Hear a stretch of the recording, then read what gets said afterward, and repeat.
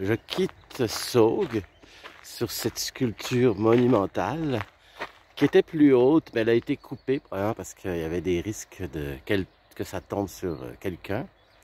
Alors, c'est un départ et je m'en vais vers Le Sauvage, mais ce ne sera pas Le Sauvage. Ça, c'est un gîte très populaire, Le Sauvage. Il n'y avait plus de place. De toute façon, je connaissais très bien Le Sauvage. J'avais déjà dormi là. Donc, ça ne me dérange pas de ne pas pouvoir y aller. Alors, je vais dormir dans un gîte juste après, à quelques kilomètres après Le Sauvage. C'est tout. Alors, voilà mon itinéraire pour aujourd'hui. 3e étape. Et je sais pas, j'ai pas vérifié le nombre de kilomètres. Mais en tout cas, ça doit être dans une vingtaine de kilomètres, comme d'habitude. Saint-Jacques qui nous montre le chemin. On s'en va par là. Allons-y, allons-y. Une petite halte coquillage. Alors les gens qui marchent sur le chemin ont l'habitude de s'accrocher à une coquille Saint-Jacques. Et ici, pour ceux qui ont oublié leur coquille Saint-Jacques, vous pouvez vous en procurer une sans problème. Ou encore mieux, ici, une halte rafraîchissante où vous pouvez vous procurer du sirop, un petit jus de sirop, grenadine, café, comme ça pour nous encourager. Et ça tombe bien, j'ai pas pris encore mon café du matin. Voici une moto qui a déjà parcouru du chemin, mais qui est un peu à la fin de sa vie. Pour ceux qui aiment la voile, voici un slogan pour eux. Qui m'aiment me suivent, disait le vent. Je rentre dans la forêt et ça me rappelle des souvenirs, parce que je suis pas prêt de l'oublier. Quand je l'avais fait il y a 11 ans, je me souviens, c'était l'étape principale entre Saugues et Le Sauvage, c'est de la forêt. Et là, on rentre dans la forêt, alors, jusqu'au gîte Le Sauvage, c'est de la forêt. C'est très beau, comme vous pouvez le voir. Sauf que quand je l'ai fait, il y a 11 ans, c'était la fin de l'hiver, et c'était tout blanc. Alors, quand tout est enneigé, oui, il y a des indications, mais il n'y avait pas autant qu'aujourd'hui. Là, ils se sont forcés. Il y a plus d'indications du chemin, mais tout était blanc.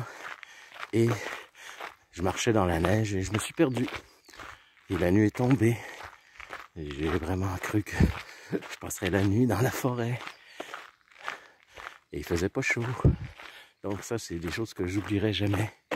Ma nuit, ma marche dans la forêt vers Le Sauvage. Heureusement qu'il n'y avait pas la bête du Gévaudan qui rôdait et qu'elle est morte.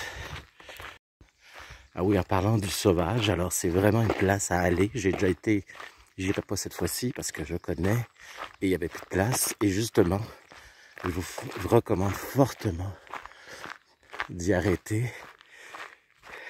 Sauf que réservez d'avance.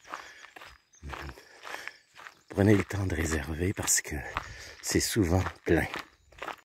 Ah oui, ce que j'ai oublié de vous dire, c'est que finalement, j'ai trouvé Le Sauvage. Il n'y a aucun risque, n'inquiétez-vous pas. J'ai pas passé la nuit dans la forêt. Et c'est pas assez froid là pour... Il y a des risques que je gèle sur place. J'avais tout ce qu'il fallait. Mais ce que je vous ai pas dit, c'est que je suis arrivé au Sauvage et c'était fermé. Il ouvrait pas à l'époque, il y a 11 ans, ça ouvrait pas toute l'année. Et mais ils m'ont laissé rentrer parce que par chance, il y avait un party de groupe de ski de fond qui faisait la fête. Et ils m'ont invité, j'ai fait la fête. Finalement, j'ai fini en faisant la fête avec eux. Ça a été vraiment génial. Je me suis amusé comme un petit fou avec eux. Donc, d'une petite inquiétude, j'ai fini dans le pur bonheur. Alors, je suis au village de Laclose Et la particularité de ce village, c'est qu'il y a une tour, comme vous le voyez, du XIIe siècle.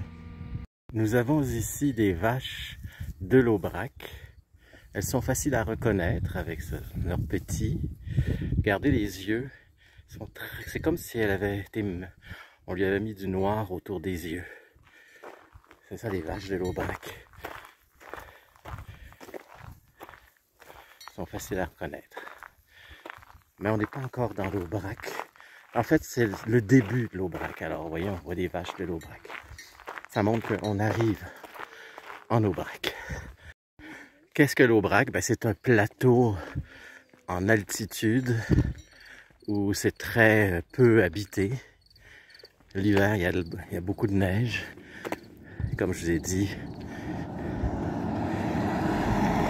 j'ai marché dans la neige il y a longtemps et c'est très courant là-bas dans l'Aubrac d'avoir autant de neige qu'au Québec. Il y a autant de neige, mais il fait peut-être moins 1 sous zéro. C'est pas froid. Je suis à peu près à mi-parcours de ma journée d'étape à Le Villeray d'Apchier. Ne pas confondre avec Le Chier. Il y a des décorations à côté des portes. Ici, vous avez un mouton, ça va. Mais l'autre côté, c'est un peu étrange. Un crocodile. Il n'y a pas de crocodile ici, hein, ça c'est sûr. Alors ça m'étonne. C'est la première fois que je vois annoncer le sauvage. Ça veut dire que d'ici ici, il n'y aura pas grand-chose. Ça va être la forêt sans arrêt. Parce que le sauvage, c'est pas pour rien que ça s'appelle le sauvage. C'est qu'il n'y a vraiment rien d'autre aux alentours. Vous êtes vraiment dans une région sauvage. Alors je suis un breton. Comment je sais que je suis derrière un breton? C'est qu'il y a un gros drapeau accroché à son sac à dos de la Bretagne. Alors on peut dire qu'il est très fier d'être breton. On appelle ça un breton bretonnant. Les petites fleurs jaunes que vous voyez par terre, c'est des gentianes. Et avec la fleur puis la tige, on fait une liqueur très amère, une liqueur pour alcooliser, qu'on appelle la gentiane justement. C'est ces fleurs-là. Pour ceux qui connaissent cette boisson, vous êtes plus informés sur ce que vous buvez. J'arrive au sauvage. Ça va être une escale pour moi. J'ai pas terminé ma randonnée. Alors c'est une immense ferme. C'est par là l'accueil. C'est une immense ferme très populaire. Et il y a des plaines. C'est pour ça que je vais aller ailleurs. Alors mon gîte est en Lozère parce que je rentre dans le département, comme vous pouvez bien le voir. C'est assez clair que je rentre dans le département de la Lozère. Et en rentrant, vous arrivez à la chapelle, une autre chapelle Saint-Roch, parce que je vous en ai déjà montré une et je vous avais dit qu'il y en aurait d'autres. En voici une deuxième. Il y en a d'autres. C'est très répandu ce Saint-Roch. Alors c'est des petites chapelles en son honneur. Alors voici la chapelle Saint-Roch. Et moi je continue car je suis à peu près à 2 km de mon gîte. C'est dans le village de Lageau que je vais dormir. Alors voici le nom de mon gîte, les Boulonnais, dirigés qui appartiennent à Rachel et Didier Soulier. Alors je vais vous montrer où je vais dormir. Un gîte extraordinaire, une ferme, en fait, où j'ai dormi, pardon, pas où je vais dormir, c'est le matin. Et c'est vraiment un gîte fantastique. Regardez, vous le voyez un petit peu, mais je vais vous le montrer encore mieux. Alors c'est ici, vous voyez. Regardez, une magnifique banc en bois sculpté avec des coquilles.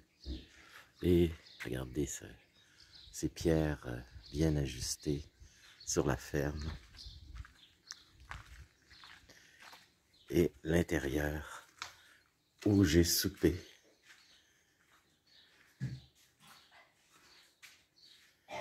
Et c'est ici que j'ai dormi. Voilà. Un petit paradis.